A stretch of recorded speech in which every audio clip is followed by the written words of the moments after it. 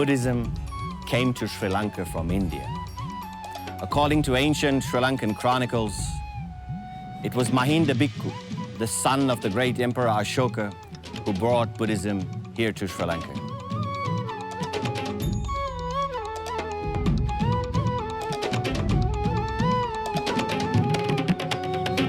Whereas Hindus believe in a pantheon of deities, in Buddhism, there is no such thing. Buddhism actually is a very, very simple philosophy of non-attachment and simplicity. And here in Sri Lanka, the majority population are Buddhist. They're the Sinhalese.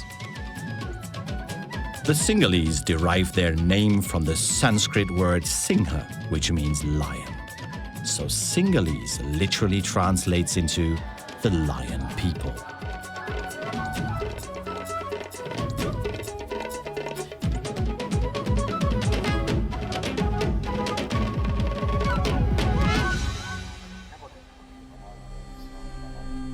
This mighty tree that you see right here behind me is the Sri Bodhi, right here in the sacred city of Anuradhapura.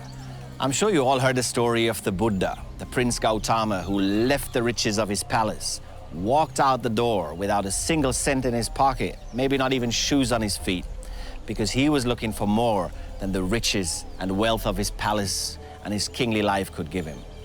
He went out into the world looking for enlightenment.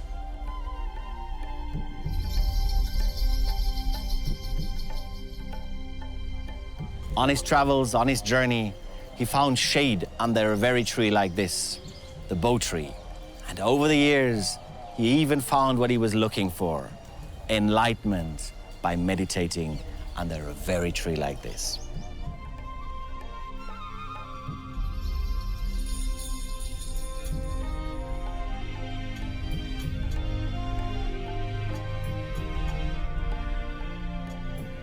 That was in India. We are in Sri Lanka, so what's the connection? Priests from India, devotees, came to Sri Lanka with a seedling, with a little shoot of the very tree in Bodh Gaya and planted it here in Anuradhapura. Sadly, the original tree in Bodh Gaya was victim of a terrorist attack and got burned. So when you look at it technically, the tree right here behind me is as close as it gets to the real thing. It is an offspring, it is a shoot of the very tree the Buddha found enlightenment under.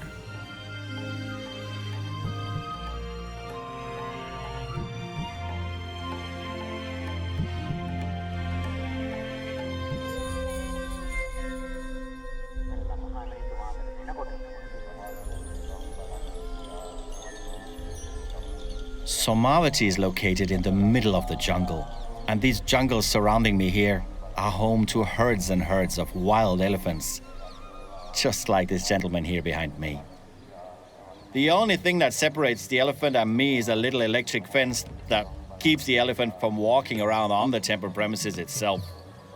But it is well known that in the evenings just before sunset, the herds of elephant congregate near the stupa, some of them kneeling, lifting their trunks, trumpeting in worship of the Buddha.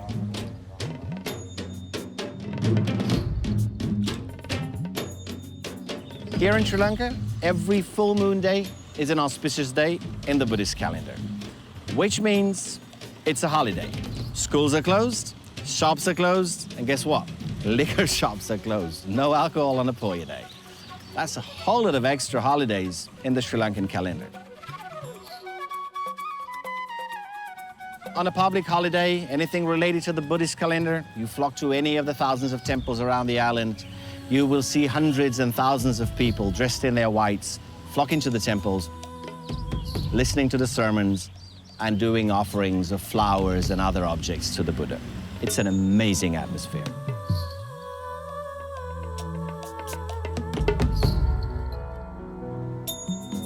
Today, many Westerners flock here to Asia to learn about meditation, yoga, and about Buddhism. Some have even gone as far as giving up their layman's life and to be ordained as Buddhist monks here in Sri Lanka or India. Today, I'm here to meet one such person, a European gentleman who gave up all the comforts and wealth of the West to come here to Sri Lanka to be ordained as a Buddhist monk. I first came here as a traveler. I stayed in a monastery here. I thought, oh, it's a cool thing to try. So I tried, and I stayed a monk.